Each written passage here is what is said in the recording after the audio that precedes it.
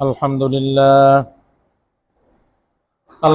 لله نحمده ونستعينه ونستغفره ونؤمن به ونتوكل عليه ونعوذ بالله من شرور أنفسنا ومن سيئات أعمالنا من يهد الله فلا مضل له ومن يضلل فلا هادي له نشهد أن لا إله إلا الله وحده لا شريك له ونشهد أن محمدا عبده ورسوله الذي أرسله بالحق بشيرا ونذيرا وداعيا إلى الله بإذنه وسراجا منيرا فقد قال الله تعالى في كلامه المجيد وفرقان الحميد أعوذ بالله من الشيطان الرجيم بسم الله الرحمن الرحيم أجعلتم سقاية الحاج وعمارة المسجد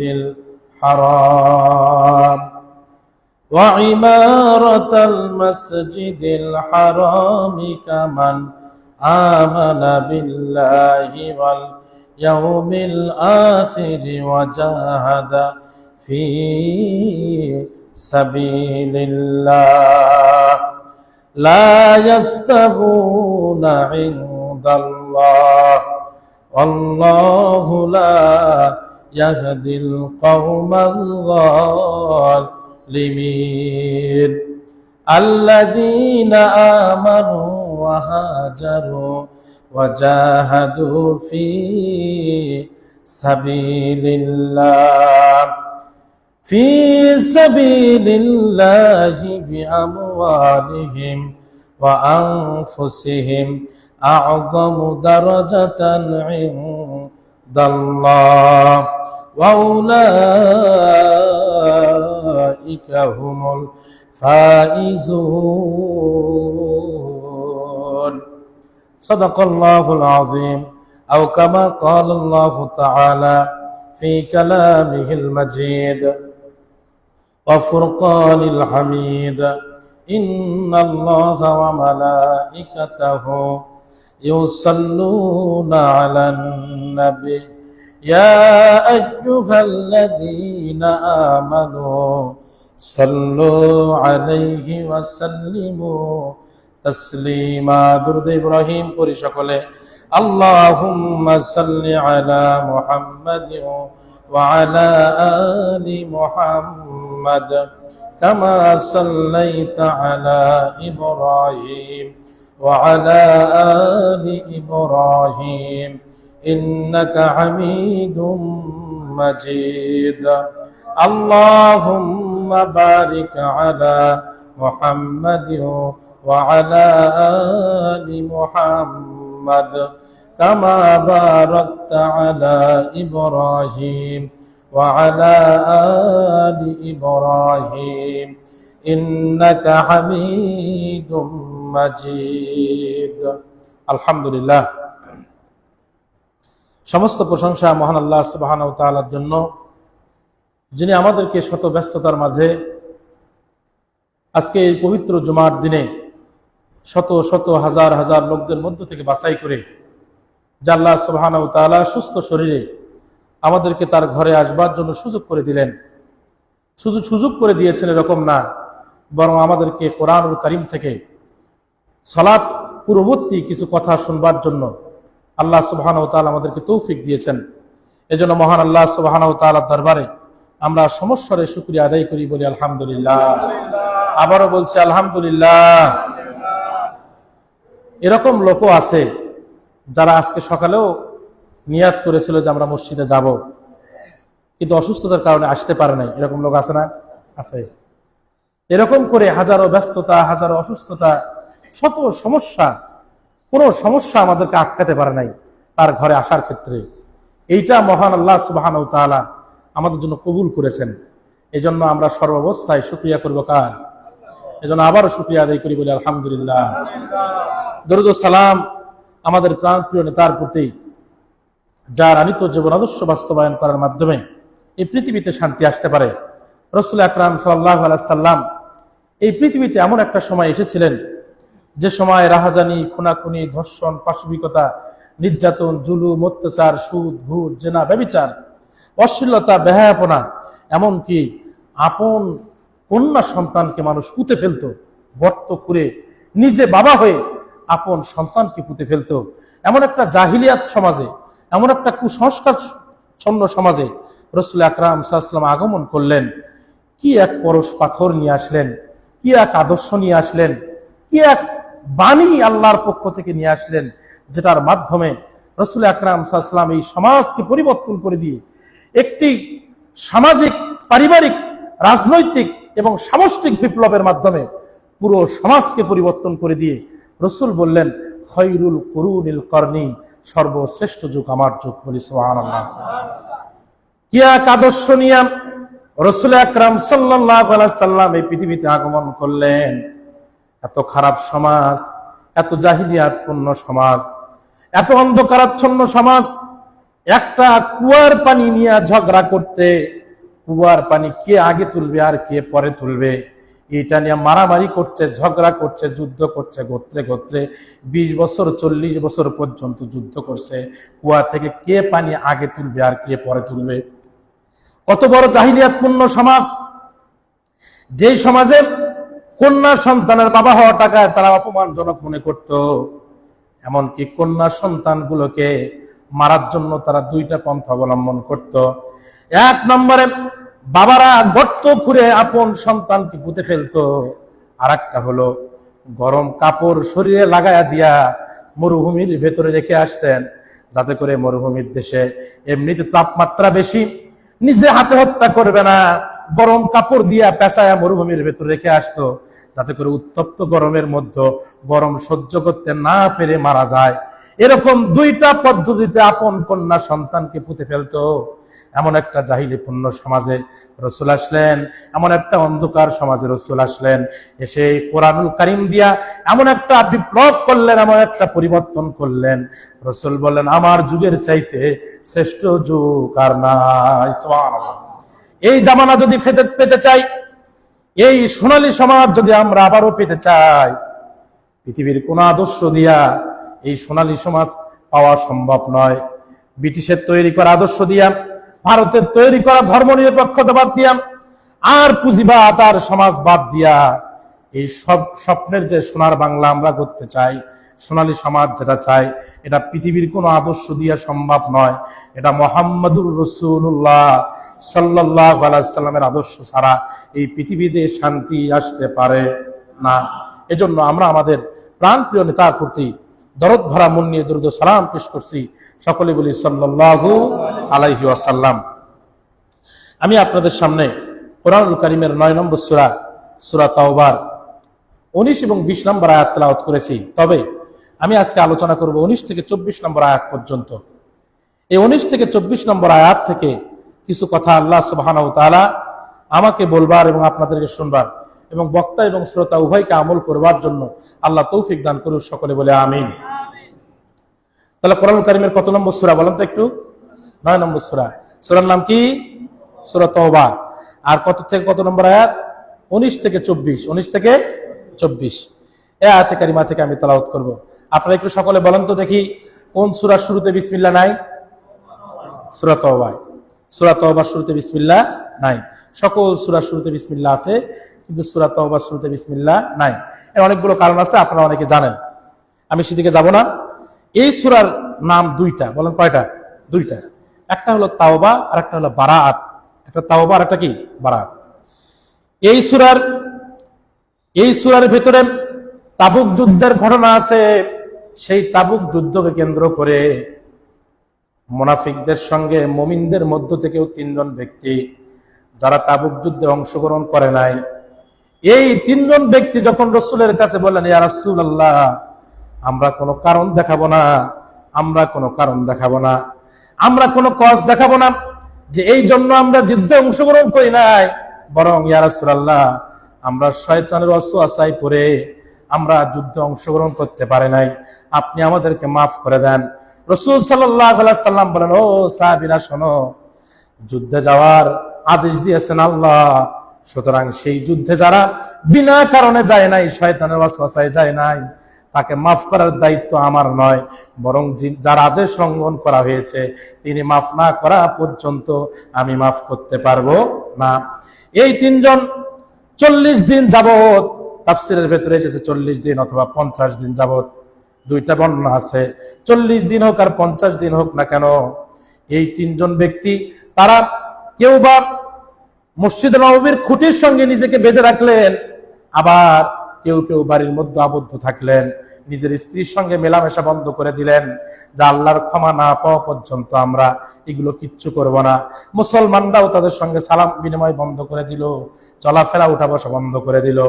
40 দিন পর আল্লাহ সুবহানাহু ওয়া তাআলা তাদেরকে ক্ষমা করে দিলেন, তাদের তওবা কবুল করলেন।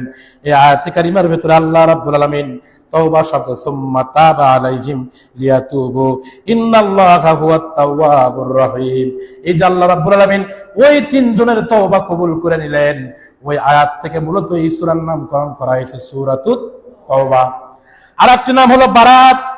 এই সূরার প্রথম আয়াতে আল্লাহ রাব্বুল আলামিন বলেছেন, বারাআতুম মিনাল্লাহি ওয়া রাসূলিহি ইলাল্লাযীনা আহাদতুম মিনাল মুশরিকিন। আল্লাহু আকবার। আল্লাহ রাব্বুল আলামিন মুশরিকদের সঙ্গে যত কৃত ওয়াদা ছিল, আল্লাহ রাব্বুল আলামিন আল্লাহর পক্ষ থেকে এবং রাসূলের পক্ষ থেকে যে ওয়াদা ছিল, সেই ওয়াদা সব ছিন্ন করে দিলেন মুশরিকদের কাছ থেকে। সব ধরনের ওয়াদা আল্লাহ রাব্বুল আলামিন রাসূলের পক্ষ থেকে, আল্লাহ রাব্বুল আলামিনের পক্ষ থেকে যে ওয়াদা ছিল সেগুলো ছিন্ন করে দিলেন, সম্পর্ক ছেদ করে দিলেন। সেই সম্পর্ক ছেদের আরবি হলো বারাতুন। আর এই বারাতুন শব্দ দ্বারা সূরা তাওবা শুরু করা হয়েছে, এই জন্য এই সূরাকে বারাআত নামেও নামকরণ করা হয়েছে। তাহলে এই সূরার নাম কয়টা? 2টা, একটা তাওবা আর একটা কি বারাত। যে আয়াতে কারিমা আমি আপনাদের সামনে তেলাওয়াত করেছি, এই আয়াতে কারিমার তাফসীরের ভিতরে কয়েকটা তাফসীর মিলায়া 3টা প্রেক্ষাপট আমি পেয়েছি। 1 নম্বরে, মক্কার যখন মক্কার মুশরিকরা ইসলাম কবুল করে নাই, ঈমান গ্রহণ যারা করে নাই, তারা মসজিদের রক্ষণাবেক্ষণ করতেন এবং যখন হাজিরা হজ করার জন্য বিভিন্ন প্রান্ত থেকে আসতো, তখন তারা হাজিদেরকে পানি পান করাতেন এবং তারা এটাকে নিয়ে এত গর্ব করতেন, তারা মনে করতেন মুহাম্মদ সাল্লাল্লাহু আলাইহি ওয়াসাল্লামের দ্বীন যারা গ্রহণ করেছে, যারা হিজরত করেছে, যারা যুদ্ধ করছে, যারা দ্বীনের জন্য কাজ করছে, ওদের ওই কাজের চাইতে কাবা ঘরের রক্ষণাবেক্ষণ আর হাজিদের পানি পান করানো এটা হলো সর্বোত্তম কাজ। তারা মনে করতেন হাজিদেরকে পানি পান করানো আর কাবা ঘরের মোতাওয়াল্লি হওয়া, কাবা ঘরের সভাপতি হওয়া, কাবা ঘরের সেক্রেটারি হওয়া আর ম্যানেজিং কমিটির দায়িত্ব পালন করা, এটা মনে হয় সব চাইতে বড় কাজ, ঈমান আনার চাইতে এটা সব চাইতে বড় কাজ। এটা বলে মক্কার কাফেররা তারা গর্ব অহংকার করত। প্রিয় ভাইরা, হযরত আব্বাস রাদিয়াল্লাহু তাআলা আনহু যখন বদরের যুদ্ধে তিনি যখন বন্দী হয়ে গেলেন, বন্দী হওয়ার পর যখন তাদেরকে দড়ি দিয়ে বেঁধে রাখলেন, তখন কিছু সাহাবায়ে আজমাইন যারা মুহাজির ছিলেন, হিজরত করে যারা মক্কা থেকে মদিনায় গিয়েছেন, তারা হযরত আব্বাস রাদিয়াল্লাহু তাআলা আনহুকে ইসলাম কবুলের আগে যখন বদর যুদ্ধে তিনি বন্দী হলেন, তখন তার সামনে যে বিদ্রুপ করে, ঠাট্টা বিদ্রুপ করে বলতে লাগলেন, ও আব্বাস, তুমি রাসূলের নিকট আত্মীয় হওয়ার পর, রক্ত সম্পর্কীয় আত্মীয় হওয়ার পর, ঈমান নামক এত বড় সম্পদ থেকে তুমি বঞ্চিত হয়ে গেছো, ঈমান গ্রহণ করতে পারো নাই, রাসূলের সাহাবী হওয়ার মতো তোমার সৌভাগ্য হয় নাই।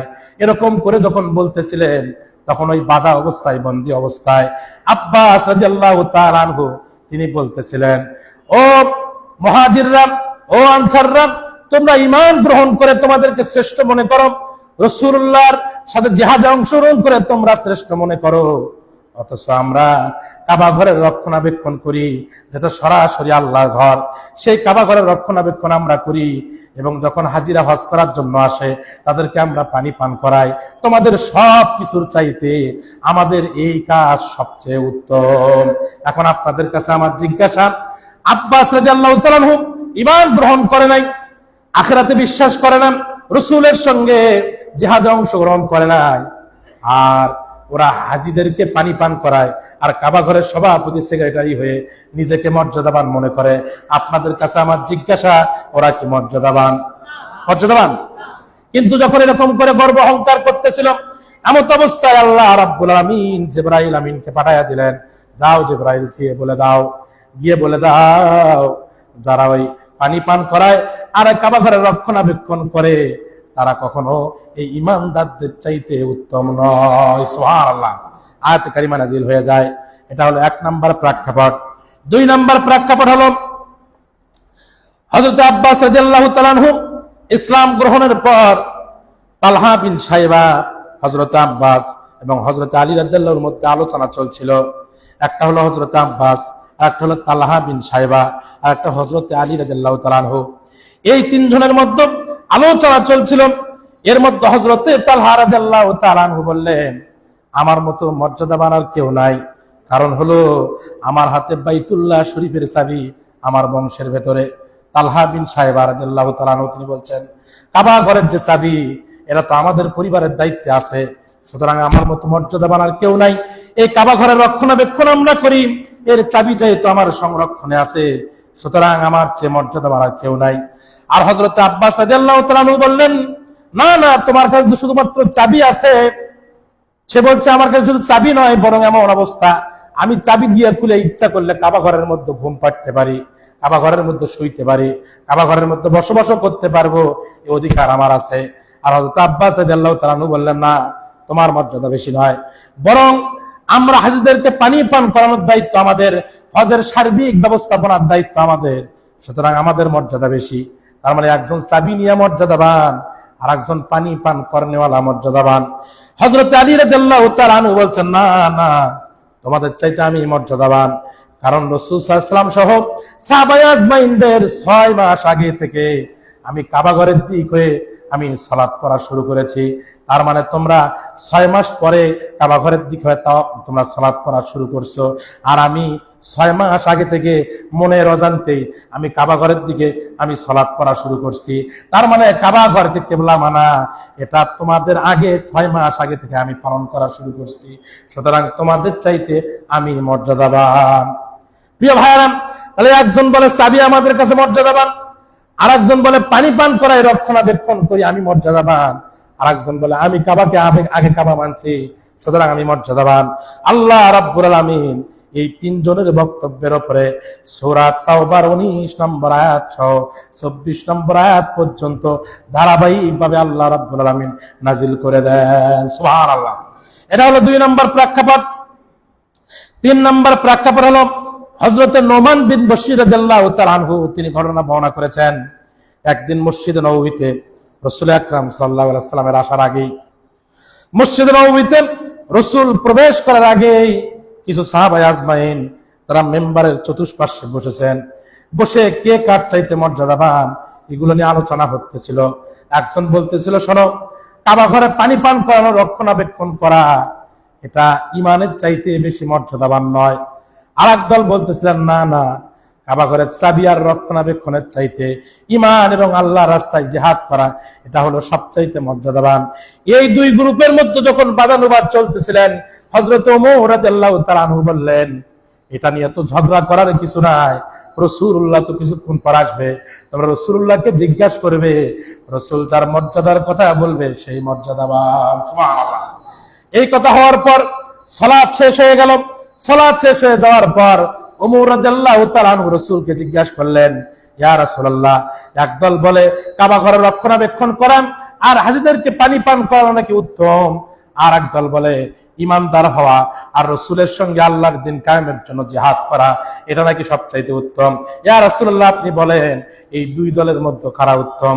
আল্লাহ রাব্বুল আমিন সঙ্গে সঙ্গে জিবরাইল আমিনকে পাঠায়া দিলেন, আয়াতে কারিমা নাজিল করে দিলেন, আজআলতুম সিকায়াতাল হাজ্জি ওয়া ইমারাতাল মসজিদিল হারাম। আল্লাহু আকবার।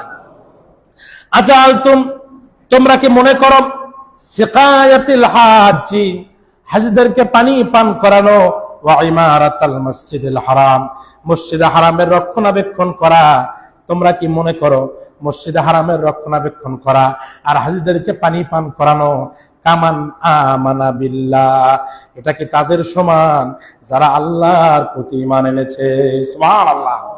কামান আমানা বিল্লাহ, যারা আল্লাহর প্রতি ঈমান এনেছে, ওয়াল ইয়াউমিল আখিরি, আখিরাতের প্রতি ঈমান এনেছে, ওয়া জাহাদা ফি সাবিলিল্লাহ, এবং যারা আল্লাহর রাস্তায় আল্লাহর দিন প্রতিষ্ঠার জন্য কাজ করে।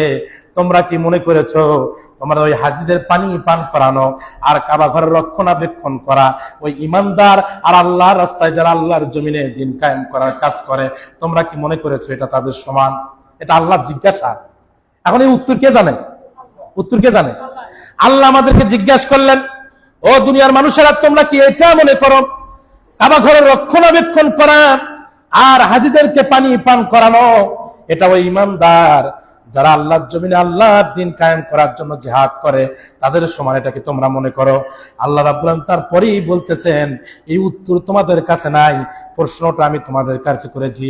আমি আল্লাহ রাব্বুল আলামিন উত্তর বলে দিলাম, লা ইয়াস্তাবুনা ইনদাল্লাহ, না না, কোশ্চিন কালেও নয়, আল্লাহর কাছে কখনো তারা সমান নয়। সুবহানাল্লাহ। এবং আল্লাহ বলেন, ওয়াল্লাহু লা ইয়াহদিল কওমাজ জালিমিন। আল্লাহু আকবার। এখানে আল্লাহ রাব্বুল আলামিন বলছেন, আল্লাহু লা ইয়াহদিল কওমাজ জালিমিন, আর আল্লাহ জালেম সম্প্রদায়কে হেদায়েত দেন না। তাহলে জালেম কারা? এখানে জালেম কারা তার মানে হলো যারা কাবা ঘরের রক্ষণাবেক্ষণ করা আর হাজীদেরকে পানি পান করানোকে আল্লাহর জমিনে আল্লাহর দিন কায়েমের চাইতে বড় মনে করে, ঈমানদারদের চাইতে বড় মনে করে, তারা কি? তারা কি? আল্লাহ এখানে বলছেন জালেমদেরকে হেদায়েত দেন নাই। তাহলে কারা জালেম? কাদের পরিচয় আল্লাহ আগে বর্ণনা করলেন। তার মানে হলো যারা মসজিদের মুতাল্লি হয়েছেন, মসজিদের সভাপতি হয়েছেন, সেক্রেটারি হয়েছে, ম্যানেজিং কমিটির সদস্য হয়ে যারা মনে করে আল্লাহর দিন কায়েমের কাজের চাইতে এই কাজ বড়, আল্লাহর জমিনে যারা দিন কায়েমের কাজ করে ওদের চাইতে আমি বড় কাজ করি, ওরা মূলত জুলুম করেছে, ওরা হলো জালেম। আল্লাহ বলেন, আল্লাহু লা ইয়াহদিল কওমাজ জালিমিন, ওই জালেম সম্প্রদায়ের কপালে হেদায়েত নাই। প্রিয় ভাইরা আমার, প্রিয় মুসল্লিবিন্দু, আরব যুগে তারা শুধু এটা মনে করেছেন, আরব যুগে এই লোকেরা শুধু কি এটা মনে করেছে যে হাজীদেরকে পানি পান করানো আর কাবা ঘর রক্ষণাবেক্ষণ করা এটা উত্তম। এটা কি শুধু আরবের লোকেরা মনে করেছে, না বাংলাদেশের এরকম হাজী আছে না নাই? আছে না? মসজিদ কমিটির সভাপতি হওয়ার পর মনে করেছে জান্নাত আমার নামে দলিল হয়ে গেছে, আমার আর কোনো কাজ করা লাগবে না। আমি একদিন একজনকে জিজ্ঞাসা করলাম, চাচা করেন কি? কয়, বাবা অমুক মসজিদের আমি সভাপতি সাহেব। আমি বললাম, সভাপতির পাশাপাশি আর কি করেন? কয়, বাবা একটু ব্যবসা বাণিজ্য আছে। বললাম, আরো কি করেন? আমি একটু শুনতে যাচ্ছি, কি করে? আরো কি করেন? কয়, বাবা না, ব্যবসা বাণিজ্য করি আর মসজিদ তো দেখাশোনা করি, মসজিদের খেদমত করি। বললাম, চাচা দিন কায়েমের কাজ করেন কি? বাংলাদেশে সবাই তো মুসলমান, সবাই বর্তমান প্রধানমন্ত্রী সহ সবাই তো দিনের পক্ষে কথা বলে, সুতরাং দিন কায়েমের জন্য আলাদা কি কাজ করা লাগবে?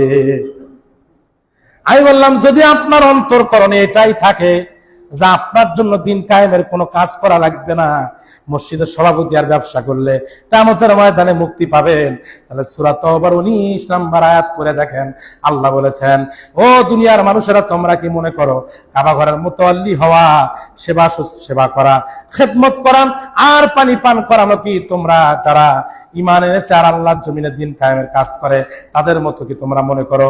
বরং লা ইয়াস্তাবুনা ইনদাল্লাহ, কোশ্চিন কালেও নয় তোমরা তাদের সমান হতে পারবে না। সুতরাং চাচা, দিন কায়েমের কাজ যদি না করেন, তাহলে আপনার এই মসজিদ কমিটির সভাপতি দিয়া কিয়ামতের ময়দানে বাঁচার উপায় নয়। যদি বাঁচে, তাহলে মক্কার যে কাফেররা হাইদেরকে পানি পান করাইছে, ঈমান গ্রহণ করে নাই। যারা কাবা ঘরের চাবি রক্ষণাবেক্ষণ করেছে, কাবা ঘরের রক্ষণাবেক্ষণ করেছে, খেদমত করেছে, ঈমান গ্রহণ করে নাই, তাহলে কিয়ামতের ময়দানে ওয়াজিব হবে, আপনার যদি জান্নাত দেওয়া লাগে, তাহলে কিয়ামতের ময়দানে ওই লোকগুলোকেও জান্নাত দেওয়া আল্লাহর উপর ওয়াজিব হবে। ঠিক কি না? প্রিয় ভাইরা আমার, আল্লাহ রাব্বুল আলামিন সূরা আলে ইমরানের 142 নম্বর আয়াতে আল্লাহ রাব্বুল আলামিন বলেন, আম হাসিবতুম আন তাদখুলুল জান্নাহ, তোমরা কি মনে করে নিয়েছো আল্লাহ রাব্বুল আলামিন তোমাদেরকে এমনিতে জান্নাতে প্রবেশ করাবে? অথচ ওয়ালাম্মা ইয়া'লামিল্লাহুল্লাযীনা জাহাদু মিনকুম ওয়া ইয়া'লামাস সাবিরিন। আল্লাহু আকবার।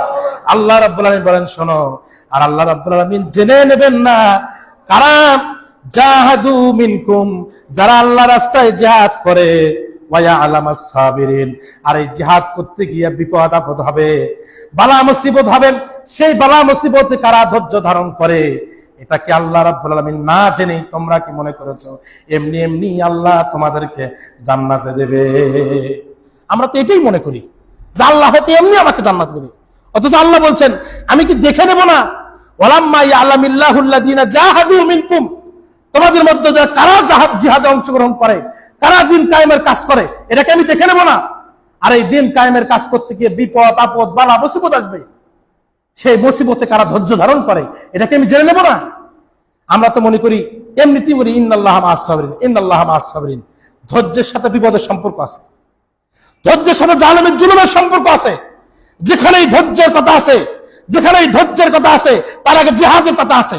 তারপরে জিহাদ যদি করতে চান, দিন কায়েমের কাজ যদি করতে চান, তাহলে আপনার উপর বিপদ আসবে, বালা মুসিবত আসবে, জেল জুলুমের মামলা আসবে, হামলা আসবে।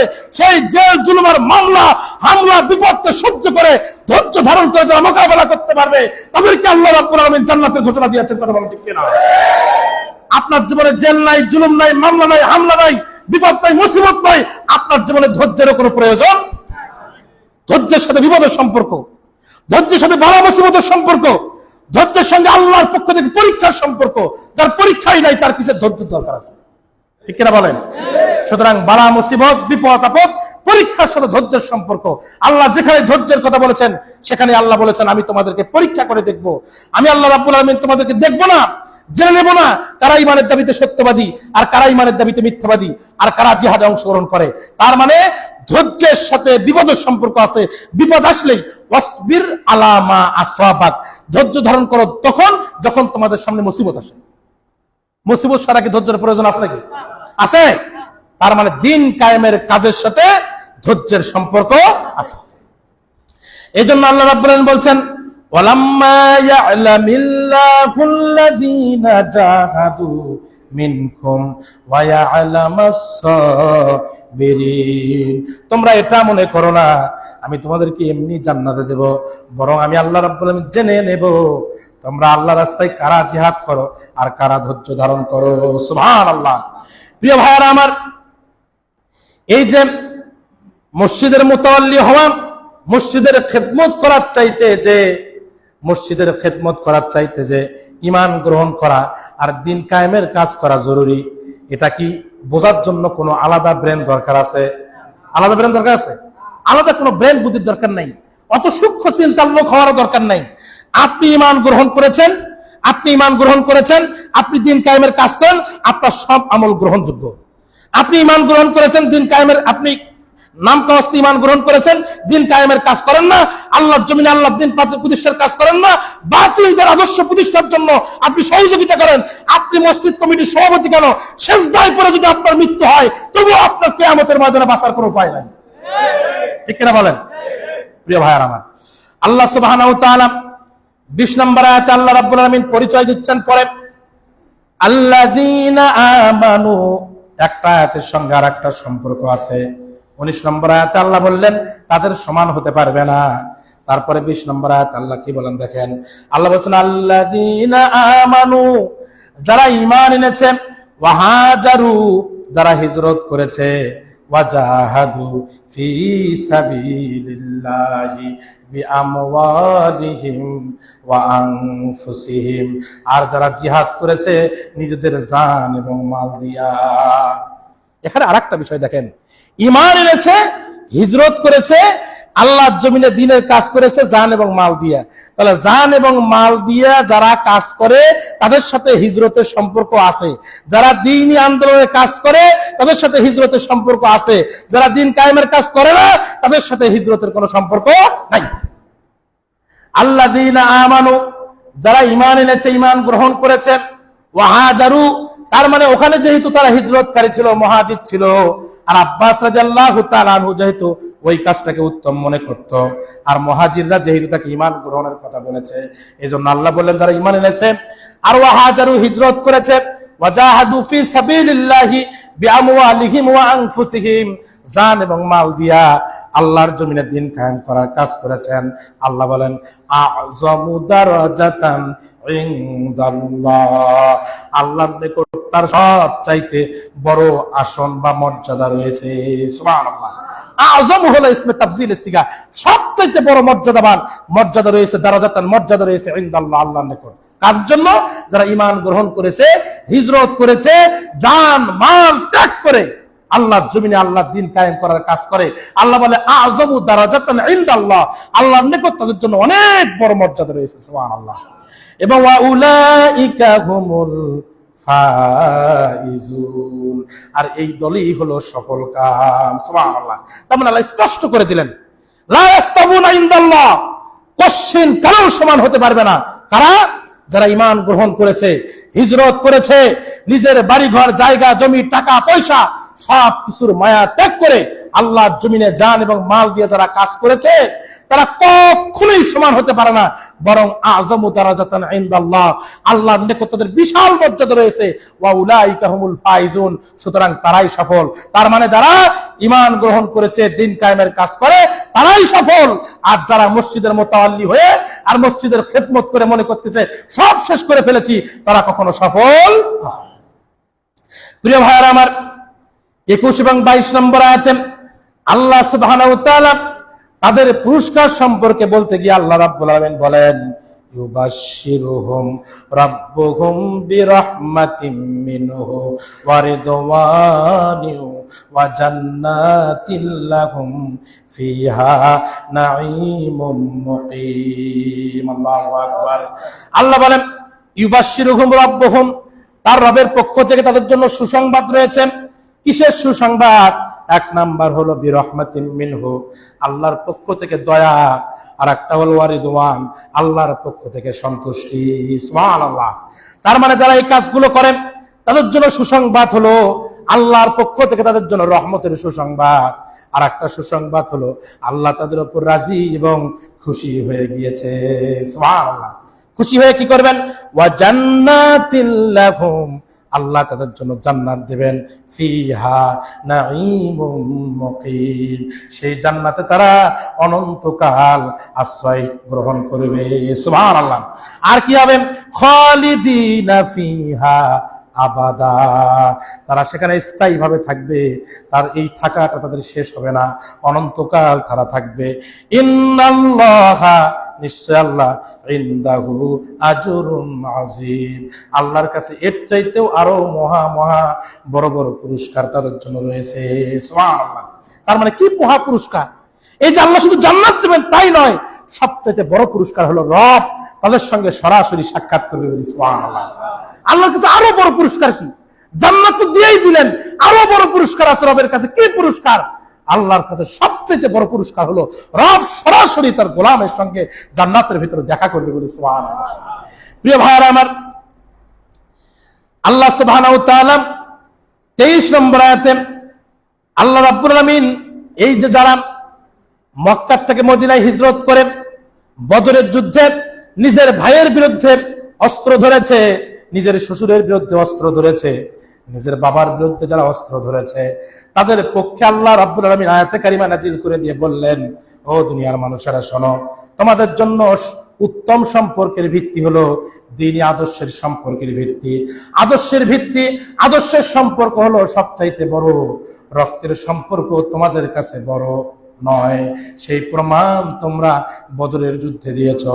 আল্লাহ রাব্বুল আলামিন 23 নম্বর আয়াতে সে কথা বললেন, ইয়া আইয়ুহাল্লাযীনা আমানু, হে ঈমানদারগণ, লা তাত্তাখিযু, তোমরা গ্রহণ করবে না, আবাআকুম, তোমাদের বাবাদেরকে, ওয়া ইখওয়ানাকুম, তোমাদের ভাইদেরকে, আউলিয়া, বন্ধু হিসেবে। তোমরা তোমাদের বাবা, তোমাদের ভাইদেরকে তোমরা বন্ধু হিসেবে গ্রহণ করবে না। ইনিস্তাহাব্বুল কুফরা আলাল ঈমান, তোমার ভাই, তোমার বাবা যদি ঈমানের চাইতে কুফুরকে বেশি ভালোবাসে, তাহলে ওই ভাই এবং বাবাকে তোমরা বন্ধু হিসেবে গ্রহণ করবে না। তার মানে আদর্শিক যে বন্ধুত্ব, আদর্শিক যে সম্পর্ক, এই সম্পর্ক বড় সম্পর্ক। রক্ত সম্পর্কের চাইতে আদর্শিক সম্পর্ক সব চাইতে বড়, ঠিক কিনা?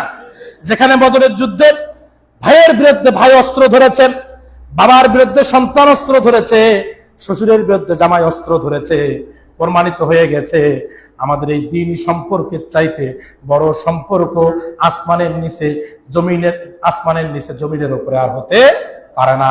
সেই প্রমাণ দিয়ে আল্লাহ রাব্বুল আলামিন বললেন, শোনো, ইনিস্তাহাব্বুল কুফরা আলাল ঈমান, যারা ঈমানের চাইতে কুফরকে বেশি ভালোবাসে তাদেরকে তোমরা বন্ধু হিসেবে গ্রহণ করবে না, বরং কি ওমাইয়াতাওয়াল্লাহুম মিনকুম, যারা তারপরেও তাদেরকে বন্ধু হিসেবে গ্রহণ করবে, আল্লাহ বলেন ফাউলাইকা হুমুজ জালিমুন, তারা হলো জালেম। তারা কি?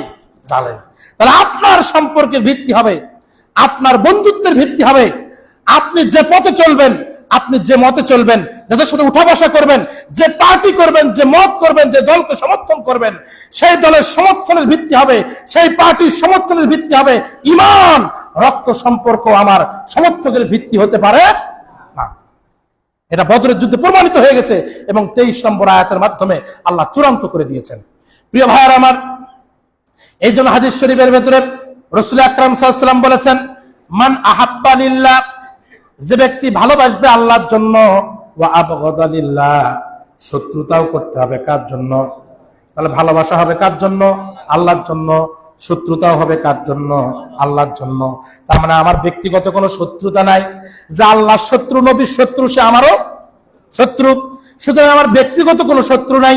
আল্লাহর শত্রু আর মুমিনদের শত্রু যারা, তাদেরকে শত্রু হিসেবে গ্রহণ করা, এটাই আমাদের দায়িত্ব, ঠিক কিনা বলেন? প্রিয় ভাইরা আমার, আল্লাহ রাব্বুল আলামিন বলেন, ইয়া আইয়ুহাল্লাযীনা আমানু লা তাত্তাখিযু আদুওয়ি ওয়া আদুওয়াকুম, খবরদার তোমরা, ইয়া আইয়ুহাল্লাযীনা আমানু, হে ঈমানদারগণ, লা তাত্তাখিযু, তোমরা গ্রহণ করবে না, আউলিয়া, বন্ধু হিসেবে, আদুওয়ি ওয়া আদুওয়াকুম, আমার শত্রু এবং তোমাদের শত্রুকে তোমরা কখনো বন্ধু হিসেবে গ্রহণ করবে না। ওই আয়াতের শেষের অংশে আছে আল্লাহর শত্রু এবং নবীর শত্রু কারা? তারা হলো ইখরিজুনার রাসূল, যারা মক্কা থেকে, দেশ থেকে রাসূলকে যারা বের করে দিয়েছে, ওরা হলো আল্লাহরও শত্রু, রাসূলেরও শত্রু, ঠিক কি না? যারা নবীকে বের করে দিয়েছে দেশ থেকে, এখন আপনারা আবার নবী কি আছে? নবী আছে? তাহলে এই আয়াতের কি হবে? ওখানে তো ইখরিজুনার রাসূল, ইখরিজু তো মুজারাদ সিগা, মুজারাদে দুইটা অর্থ দেয়, বর্তমান এবং ভবিষ্যৎ। যে সময় রাসূলের উপর নাজিল হয়েছিল, বর্তমান রাসূল জীবিত ছিল, কিন্তু আজকে তো ভবিষ্যৎ চলে আসছে, আবার এটা বর্তমান, এই বর্তমান আবার ভবিষ্যৎ হয়ে যাবে, এই ভবিষ্যৎ সামনের দিকে আসবে, এরকম করে কিয়ামত পর্যন্ত এই আয়াতে কারিমার সিস্টেম জারি থাকবে। সেটা হলো রাসূল যখন নাই তখন নাবি রাসূল আলেম ওলামাদেরকে যারা দেশ থেকে তাড়িয়ে দেয়, ওরা আল্লাহর শত্রু, নবীদের শত্রু। কথা বলেন ঠিক কিনা? আল্লাহর বক্তব্য হলো, ইয়া আইয়ুহাল্লাযীনা আমানু লা তাত্তাখিযু আউলিয়া, খবরদার তোমরা বন্ধু হিসেবে গ্রহণ করবে না, আদুওয়ি ওয়া আদুওয়াকুম, আমার শত্রু এবং তোমাদের শত্রুকে বন্ধু হিসেবে গ্রহণ করবে না। যারা নবীকে দেশ থেকে তাড়িয়ে দিয়েছে, আজকে নবী নয়, আলেমদেরকে যারা দেশ থেকে তাড়িয়ে দিতে বাধ্য করেছে, তারা নবীর শত্রু, আল্লাহর শত্রু, মুমিনদের শত্রু। কথা বলেন ঠিক কিনা? তারা আমাদের কখনো বন্ধু হতে পারে না। আল্লাহ রাব্বুল আলামিন বলছেন, মান আহাব্বা লিল্লাহ, আল্লাহর জন্য ভালোবাসে যারা, ওয়া বাগাদা লিল্লাহ, আল্লাহর জন্য শত্রুতা করে, ওয়া আতা লিল্লাহ, আল্লাহর রাস্তায় যা খরচ করে সেটা আল্লাহর জন্য করে, ওয়া মানা লিল্লাহ, যা বিরত থাকে সেটাও আল্লাহর জন্য বিরত থাকে। তার মানে যে আল্লাহর জন্য ভালোবাসে, আল্লাহর জন্য শত্রুতা করে, এবং আল্লাহ রাস্তায় দান করার ক্ষেত্রে আল্লাহর জন্যই করে, এবং না করা সেটাও আল্লাহর জন্যই না করে। তার মানে আল্লাহ যেখানে ব্যয় করতে নিষেধ করেছেন সেখানে ব্যয় করে না, আল্লাহ যেখানে খুশি হবেন ব্যয় করলে সেখানে ব্যয় করে। আল্লাহ রসুল বলছেন ফাকাদ ইস্তাকমালাল ঈমান, সে যেন তার ঈমানকে পরিপূর্ণ করে নিল। সুবহানাল্লাহ। তাহলে আপনি ভালোবাসা, আপনার শত্রুতা সবকিছু কার জন্য হবে? যদি হয় তাহলে আপনার ঈমান পরিপূর্ণ। আর যদি ভালোবাসা এবং বন্ধুত্ব এরা যদি আল্লাহর সাথে সম্পর্কিত না থাকে তাহলে আপনি পরিপূর্ণ ঈমানদার নন। তারপরে হাদিস শরীফের ভেতরে এসেছে, এই হাদিস সকলে আমরা জানি, লা ইউমিনু আহাদুকুম হাত্তা আকুনা আহাব্বা ইলাইহি মিন ওয়ালিদিহি ওয়া ওয়ালাদিহি ওয়ান নাসি আজমাইন। ওই ব্যক্তি কখনো মুমিন হতে পারবে না ততক্ষণ না পর্যন্ত নিজের পরিবার পরিজন সন্তানাদি আর গোটা পৃথিবীর মানুষের চাইতে আমি রসুলকে বেশি ভালো না বাসবে, ততক্ষণ পর্যন্ত কেউ মুমিন হতে পারবে না। সুতরাং রসুলের প্রতি ভালোবাসা, দ্বীনি সম্পর্ক তৈরি করা, রক্ত সম্পর্কের উপরে দ্বীনি সম্পর্কের প্রাধান্য দেওয়া, এটা হলো 23 নম্বর আয়াতের মূল বক্তব্য। প্রিয় ভাইয়ারা আমার, আল্লাহ সুবহানাহু ওয়া তাআলা দেখেন কি সমন্বয় ঘটিয়েছেন। ওই যে দেখেন, এই যে দ্বীনি সম্পর্ক যে গুরুত্বপূর্ণ, হযরতে বেলাল রাদিয়াল্লাহু তাআলা আনহু হাবশা, বর্তমান যেটা আফ্রিকা ইথিওপিয়া অঞ্চলে, সেই ইথিওপিয়া অঞ্চলের নাগরিক ছিলেন হযরতে বেলাল। ইসলাম গ্রহণ করলেন। মর্যাদা কি অন্য সাহাবীর চাইতে কম ছিল? হ্যাঁ, কম ছিল। হযরতে সালমান ফারসি রাদিয়াল্লাহু তাআলা আনহু পারস্য থেকে এসে তিনি ইসলাম কবুল করলেন। হযরতে শুআইব রাদিয়াল্লাহু তাআলা আনহু রোম থেকে এসে ইসলাম কবুল করলেন। তাহলে শুআইব রাদিয়াল্লাহু তাআলা আনহু রোম থেকে এসে ইসলাম কবুল করলেন, হযরতে সালমান ফারসি পারস্য থেকে এসে ইসলাম কবুল করলেন। আফ্রিকা থেকে একজন কালো মানুষ হযরতে বেলাল এসে ইসলাম কবুল করলেন। এসে মুহাজির আনসারদের মধ্যে এমন করে মিশে গেলেন, সাহাবায়ে আজমাইনদের সমান মর্যাদা আল্লাহ দিয়ে দিলেন। তার মানে তুমি যে গোত্রের হও, যে দেশের হওয়ার, যে মতের হও, যে জায়গার থেকে আসো না কেন, দ্বীনি সম্পর্কের চাইতে বড় সম্পর্ক আর পৃথিবীতে একটাও নাই। দ্বীনি সম্পর্কের উপর একজন এক দেশ থেকে এসেছে, কিন্তু একসাথে কাঁধে কাঁধ মিলিয়ে ওই কাফেরদের বিরুদ্ধে সমভাবে যুদ্ধ করেছে। কথা বলেন ঠিক কিনা? সুতরাং কোন গোত্র, কোন রক্ত সম্পর্ক এটার চাইতে বড় সম্পর্ক হলো দ্বীনি সম্পর্ক। কথা বলেন ঠিক কিনা? কিন্তু তার মানে এই নয় আপনি আপনার আত্মীয় সম্পর্কটা একবার শেষ করে ফেলবেন। বরং হাদিস শরীফের ভিতরে এসেছে, লা ইয়াদখুলুল জান্নাতু কাতিয়াতুর রহিম, আত্মীয়তার সম্পর্ক ছিন্নকারী জাহান্নামী, সে ব্যক্তি কোনোদিন জান্নাতে প্রবেশ করতে পারবে না। আত্মীয়তার সম্পর্ক ছিন্নকারী জান্নাতে প্রবেশ করতে পারবে না। এখানে যে আমি দ্বীনি সম্পর্কের কথা বলেছি, তার মানে কি আত্মীয়তার সম্পর্ক ছিন্ন করতে হবে এরকম কি না। বরং প্রিয় ভাইরা আমার, আত্মীয়তার সম্পর্ক রক্ষা করবেন কেমনে? পিতামাতার ক্ষেত্রে আল্লাহ রাব্বুল আলামিন বলে দিয়েছেন, শোনো, ওয়া ইন জাহাদাকা আলা আন তুশরিকা বি, যদি কোনো পিতামাতা কোনো সন্তানকে শিরিক করার ব্যাপারে চাপ দেয়, যে ব্যাপারে মা লাইসা লাকা বিহি ইলম, তোমাদের কোনো জ্ঞান নাই, ফালা তুতিউহুমা, তাহলে তোমরা তাদের আনুগত্য করবে না। তার মানে কোনো আত্মীয় স্বজন যদি দিন বিরোধী কথা আপনাকে বলে, দিন বিরোধী কাজকর্ম করতে উৎসাহিত দেয়, দিন বিরোধী নেতার পেছনে ঘোরার জন্য বলে, তাহলে আমি ওই আত্মীয়র কথা শুনবো না, তার আনুগত্য করা আমার জায়েজ নাই। এটা আল্লাহ বলছেন। তুমি যে আত্মীয়তা সম্পর্ক ছিন্ন করবা তা নয়, আত্মীয়তা সম্পর্ক ঠিক থাকবে, সেটা ইমানের ভিত্তিতে ঠিক থাকবে। কথা বলো ঠিক কিনা? আর যদি ওয়াইন জাহাদাকা আলা আন তুশরিকা বি মা লাইসা লাকা বি ইলম, এমন বিষয়ে তোমাকে চাপ দেয় যে বিষয়ে তোমার জ্ঞান নাই, শিরক করার ব্যাপারে চাপ দিল, দিন বিরোধী কাজে চাপ দিল, ইসলামী আন্দোলনের বিরোধিতা করতে চাপ দিল, এইটা যদি করে তাহলে ফালা তুতিউহুমা, তুমি তার আনুগত্য করবে না। কিন্তু ওয়াসাহিবুহুমা ফিদ দুনিয়া মারুফা, দুনিয়ার জীবনে তার সাথে উত্তম আচরণ করবে, ভালো আচরণ করবে, আদর্শ দিয়া পরিবর্তন করে তাকে দিন কায়েমের কর্মী বানানোর জন্য চেষ্টা করবা, সম্পর্ক ছিন্ন করবা না। তার মানে আত্মীয়তার সম্পর্ক ছিন্ন করে নয়, বরং দিন ঠিক রেখে সম্পর্ক ঠিক রাখতে হবে। কথা বলেন ঠিক কিনা? তাহলে আমার আত্মীয়তার সম্পর্ক, আমার বন্ধুত্বের সম্পর্ক, আমার পার্টির সম্পর্ক, আমার দলের সম্পর্ক, সবকিছুর ভিত্তি হবে দিন। কথা বলা ঠিক কিনা? দিন আছে তো আমার সাথে তোমার সম্পর্ক আছে, দিন নাই তো তোমার সাথে আমার কোনো সম্পর্ক নাই। সব সম্পর্কের ভিত্তিটা হবে। প্রিয় ভাইয়ারা আমার, এরপর আল্লাহ রাব্বুল আলামিন সর্বশেষ 24 নম্বর আয়াতে চূড়ান্ত ঘোষণা দিয়ে দিলেন। চূড়ান্ত ঘোষণা দিয়ে আল্লাহ রাব্বুল আলামিন বলছেন, উল ইন কানা আবাউকুম ওয়া আবনাউকুম ওয়া ইখওয়ানাকুম ওয়া আজওয়াজুকুম। আল্লাহ রাব্বুল আলামিন এখানে 8টি জিনিসের কথা বলেছেন। কয়টি? জোরে বলেন কয়টি? 8টি জিনিসের কথা বলেছেন। আল্লাহ বলছেন কুল ইন কানা আবাউকুম, তোমাদের বাবা মা, আবাউকুম তোমাদের পিতামাতা, ওয়া আবনাউকুম তোমাদের ছেলে মেয়ে, ওয়া ইখওয়ানাকুম তোমাদের ভাই বোন, ওয়া আজওয়াজুকুম তোমাদের স্ত্রী, ওয়া আশিরাতুকুম তোমাদের প্রতিবেশী আত্মীয় স্বজন। সাউন্ড কমায় না। তোমাদের প্রতিবেশী আত্মীয় স্বজন। তারপরে ওয়া আমওয়ালুন ইকতারাফতুমুহা, তোমরা যে ধন সম্পদ উপার্জন করেছো, তোমরা যে টাকা পয়সা উপার্জন করেছো, তোমরা যে চাকরি বাণিজ্য করে অর্থ সম্পদ উপার্জন করেছো, শুনে রাখো। ওয়া তিজারাতুন তাখশাউনা কাসাদাহা, এবং যে ব্যবসা বাণিজ্য নষ্ট হওয়ার তোমরা ভয় করো। তোমরা হয়তো অনেকে মনে করো যে আমি যদি দ্বীনের কাজ করি, ইসলামের কাজ করি, ইসলামের পক্ষ অবলম্বন করি, তাহলে আমার ব্যবসা বাণিজ্য ধ্বংস হয়ে যাবে, আমার টাকা পয়সা শেষ হয়ে যাবে। এগুলো সহ ওয়া তিজারাতুন তাখশাউনা কাসাদাহা, তোমাদের ব্যবসা বাণিজ্য যা করো, যা তোমাদের নষ্ট হওয়ার ভয় করো। ওয়া মাসাকিনু তারদাউনাহা, এবং তোমাদের যে বাসস্থান, যে বাসস্থানকে তোমরা বেশি পছন্দ করো।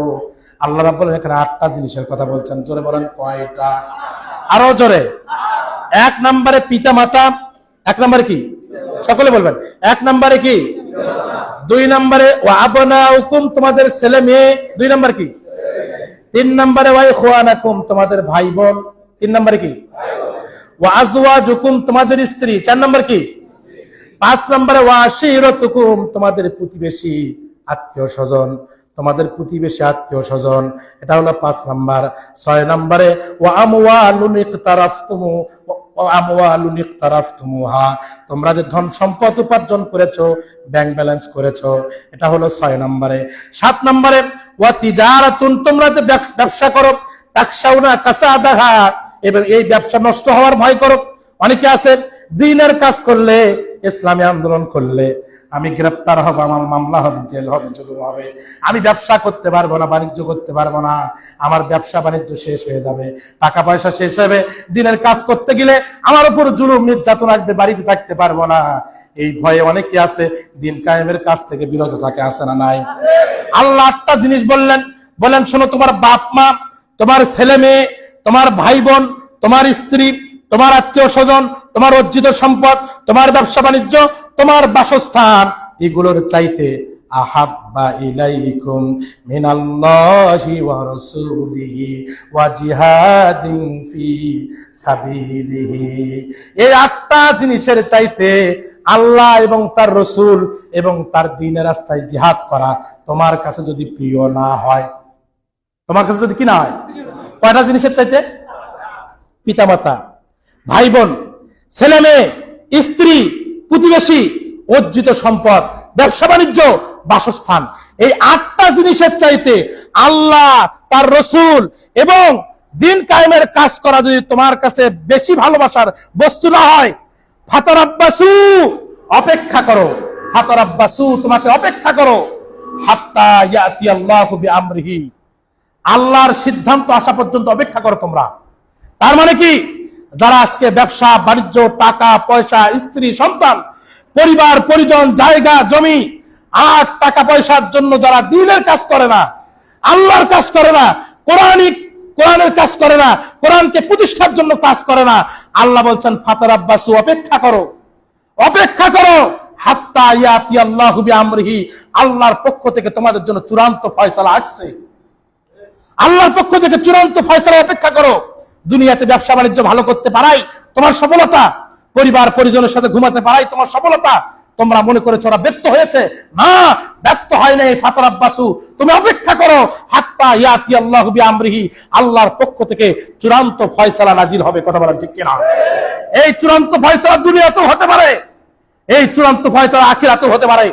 আমরা আজকে বড্ড তাড়াহুড়া করছি যে আল্লাহ তুমি চূড়ান্ত ফয়সালা কেন দুনিয়াতে দাও না, আল্লাহ এই চূড়ান্ত ফয়সালা আমাদের জীবদ্দশাও দিতে পারে, 10 দিন পরেও দিতে পারে, 1 বছর পরেও দিতে পারে, 20 বছর পরেও দিতে পারে, অথবা আমাদের জিন্দেগিতে না দিয়ে কিয়ামতে মাহশারে যেদিন বিপদের দিনে মানুষ পানি পানি করে চিৎকার করবে, যেদিন কারো পরিচয় থাকবে না, সেই চূড়ান্ত ফয়সালা সেদিনও হতে পারে। কথা বলেন ঠিক কিনা? সেই দিন ওই জালেম আর মজলুমরা পাশাপাশি দাঁড়াবে, সেই দিন তারা মুখোমুখি অবস্থায় থাকবে, আল্লাহ বিচার ফয়সালা করবে। কথা বলেন ঠিক কিনা? আল্লাহ রাব্বুল আলামিন বলছেন, শোনো, ওয়াল্লাহু লা ইয়াহদিল কওমাল ফাসিকিন। আল্লাহু আকবার। আল্লাহ বলেন, নিশ্চয় আল্লাহ লা ইয়াহদিল কওমাল ফাসিকিন, ফাসিক সম্প্রদায়কে আল্লাহ হেদায়েত দেন না। এখন বলেন, ফাসিক কি কাফেরের মধ্যে থেকে হয়? বলেন, ফাসিক কি কাফেরের মধ্যে থেকে হয়? কাফের এবং মুশরিক ভিন্ন জিনিস। ফাসিক এবং মুনাফিক এই দুটা মুসলমানদের মধ্যে থেকে হয়। কথা বলেন ঠিক কিনা? আল্লাহ এখানে আগের 8টা জিনিসের কথা বলে পরে বলে ফাসিকের কপালে হেদায়েত নাই। তার মানে এই ফাসিক কারা? তার মানে এই ফাসিক হলো তারা যারা এই পিতা মাতা পরিবার পরিজন জায়গা জমি ব্যবসা বাণিজ্য টাকা পয়সা আর ভাই বোনের জন্য আল্লাহর জমিনে আল্লাহর দ্বীন কায়েম করার কাজ থেকে যারা বিরত থাকে, এরা হলো ফাসিক। আল্লাহ বলে, আল্লাহু লা ইয়াহদিল কওমাল ফাসিকিন, এই ফাসিকদের কপালে হেদায়েত নাই। তোমরা শুধুমাত্র জায়গা জমি পরিবার পরিজন আর টাকা পয়সা ব্যবসা বাণিজ্যের জন্য আমি এবং আমার রাসূলকে এবং আল্লাহর জমিন আল্লাহর দ্বীন কায়েম করার কাজকে তুমি ছোট করেছো। তুমি ফাসিক, তুমি মুমিন নও, আর তোমার কপালে আমার পক্ষ থেকে কোনো হেদায়েত নাই। ঠিক কিনা বলেন?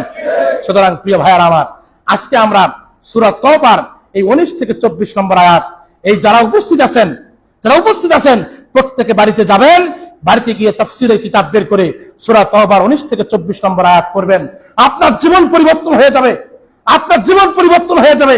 আপনি তাফসীরে ইবনে কাসির পড়বেন, তাফহিমুল কোরআন পড়বেন, তাফসীরে ফি জিলালিল কোরআন পড়বেন, আপনি তাফসীরে কাবীর তাফসীরে মাজহারি পড়বেন, আপনার জীবন পরিবর্তন হয়ে যাবে। এই তাফসীরগুলো আপনি কার পেছনে ছুটছেন? তারা কি আপনাকে কিতাব দিয়ে দেখেছে? তারা কি আপনাকে ইসলাম দিয়ে দেখেছে? তারা আপনাকে কোরআন দিয়ে দেখেছে, হাদিস দিয়ে দেখেছে? আপনি তাদের পিছনে কেন ছুটছেন? তারা আপনাকে ডেকেছে একটা ভিজিএফ কার্ড দিয়ে, তারা আপনাকে দিয়েছে একটা দলের পদ দিয়ে, তারা আপনাকে ডেকেছে আপনাকে একজন কর্মী বানাবে, এই দুনিয়ায় একজন ক্ষমতাবান বানাবে। এগুলো পদের লোভ দেখায় আপনাকে ডেকেছে। ওরা আপনাকে কোরআন দিয়েও ডাকে নাই, হাদিস দিয়েও ডাকে নাই। ঠিক কিনা বলেন? কিয়ামতের ময়দানে এই লোকগুলো বলবে, আল্লাহ আদাল্লানা, আমাদেরকে দেখায় দেন ওই সব নেতাদেরকে যারা আমাদেরকে পথভ্রষ্ট করেছিল। ওই নেতাদেরকে ডাক দেওয়া হবে, তোমরা কেন এদেরকে পথভ্রষ্ট করেছিলে? ওরা বলবে, আল্লাহ আমরা তো ওদেরকে কোরআন দিয়েও ডাকি নাই, হাদিস দিয়েও ডাকি নাই, এমনি ডাক দিয়েছিলাম। ওরা দলে দলে পদের লোভে, টাকার লোভে, বিভিন্ন ভিজিয়া পানের লোভে ওরা আমাদের পেছনে পেছনে ঘুরেছে। আমরা তো ওদেরকে কোরআন দিয়েও ডাকি নাই, হাদিস দিয়েও ডাকি নাই। কিয়ামতের ময়দানে আপনার নেতাই কথা বলবে কিয়ামতের ময়দানে। সুতরাং সাবধান, নেতৃত্ব চয়েসের ক্ষেত্রে সাবধান। যারা আপনাকে কোরআন দিয়ে ডাকে না, হাদিস দিয়ে ডাকে না, ওই সব নেতাদেরকে থুতু দেন। বরং কিয়ামতের ময়দানে আল্লাহ কোরআন সে বলছেন, ইন্নাল্লাযীনা, আল্লাহ বলছেন কিয়ামতের ময়দানে এই লোকগুলো বলবে, রব্বানা, হে আমাদের প্রভু, আরিনাল লাযাইনি আদাল্লানা মিনাল জিন্নি ওয়াল ইনসি, আল্লাহ এই জিন এবং ইনসানদের মধ্য থেকে যারা আমাদেরকে পথভ্রষ্ট করেছে ওদেরকে দেখায় দেন। আল্লাহ বলবে, ওদেরকে দেখায় দিলে কি করবা? ওরা বলেন, নাজআলহুমা তাহতা আকদামিনা লিয়াকুনা মিনাল আসফালিন, আল্লাহ আমরা ওই সব নেতাদেরকে 2 পা দিয়ে লাথি দিয়ে পায়ের নিচে রেখে আমরা জাহান্নামে যাব। কি করবে ওরা? ওরা বলবে, আল্লাহ 2 পায়ের নিচে দিয়ে ওদেরকে খসা পাড়া করে ওই নেতাদেরকে বুকের উপর চারা দিয়ে আমি জাহান্নামে যাব। এখন আপনারা বলেন, ও জাহান্নামেই কিন্তু যাবে, ও কি জাহান্নাম থেকে বাঁচতে পারবে? ওর নেতার উপর বুকের উপর স্বরূপ আর 2 পা দিয়ে লাথি দিয়ে কার কোবাক আর মারুক, যা করে না কেন, ওকে জাহান্নাম থেকে মুক্তি পাবে? তাহলে যেই নেতাকে কিয়ামতের ময়দানে 2 পা দিয়ে লাথি দিতে চাবেন, সেই নেতাকে আজকে লাথি দেন। লাথি দিয়ে বলেন, তুমি তোমাকে কোরআন দিয়ে ডাকো নাই, হাদিস দিয়ে ডাকো নাই, তোমার মতো নেতৃত্ব দরকার নাই। বরং যারা কোরআন দিয়ে ডাকে, হাদিস দিয়ে ডাকে, এই আল্লাহর জমিনে আল্লাহর দ্বীন কায়েম করার কাজ করে, ওই নেতৃত্বকে আজকে দিয়ে গ্রহণ করবো ইনশাআল্লাহ। ইনশাআল্লাহ আল্লাহ কবুল করুক। সকলে বলে আমিন। ওয়া আখির দাওয়ানা আলহামদুলিল্লাহি রাব্বিল আলামিন। আসসালামু আলাইকুম ওয়া রাহমাতুল্লাহি ওয়া বারাকাতুহু।